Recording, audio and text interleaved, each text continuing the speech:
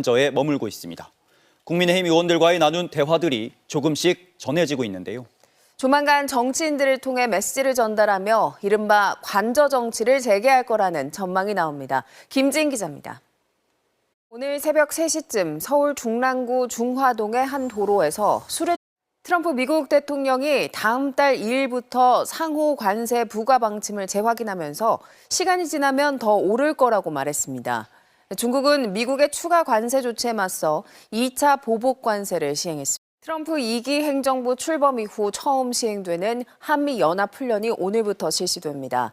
전투기 오폭 사고로 실사격 훈련은 중단하기로 했지만 다른 훈련은 대부분 정상적으로 시행한다는 방침. 미국이 우크라이나에 대한 지원을 끊은 이후 우크라이나에 대한 러시아의 공격이 강화하고 있습니다. 지난 밤사이 러시아군의 드론 공격으로 우크라이나 군인 등 사상자가 속출했습니다. 박진준 기자입니다.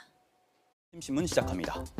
홈플러스가 기업회생 절차에 돌입한 가운데 최재 주주인 사모펀드 운용사 MBK 파트너스의 먹튀 경영 방식에 대한 비판이 커지고 있습니다. 국민일보입니다. 고성능 인공지능 모델을 개발하기 위해 그래픽카드를 사고 데이터 센터를 구축하는 비용이 수백조 원에 이른다고 하는데요. 인공지능의 미래, 이렇게 천문학적인 비용이 들어가는 거대 모델. 와그라그 플러스입니다.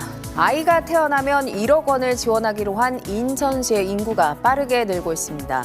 지난달만 해도 한 달 만에 4천여 명이 늘어서 전국 17개 시도 가운데 인구 증가 1위. 경기도 포천에서 전투기 오폭 사고로 피해를 본 민가가 58가구에서 142가구로 늘었습니다. 2차 조사가 진행되면서 주민들의 피해 규모가 더 커진 건데요. 운전면허를 따자마자 음주운전을 하고 잇따라 사고를 낸 간 큰 30대 여성이 재판에 넘겨졌는데요. 법원이 징역 1년 6개월의 실형을 선고했습니다. 올해 기습 한파 탓에 봄의 전령사로 불리는 홍매화 개화 소식이 아직인데요. 봄꽃들의 개화 시기가 들쭉날쭉해지면서 축제를 앞둔 지자체의 고심이 깊어지고 있습니다. 서일영 기자입니다.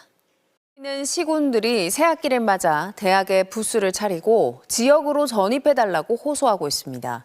100만 원이 넘는 각종 지원금을 내걸고 있는데요.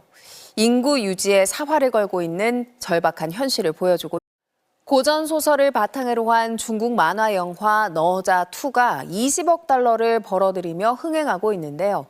역대 최고 인기 애니메이션 인사이드 아웃 2를 넘어섰다고 홍보하고 있다는데 중국 이외 뉴스투데이 여기서 마치겠습니다. 시청해주신 여러분 고맙습니다.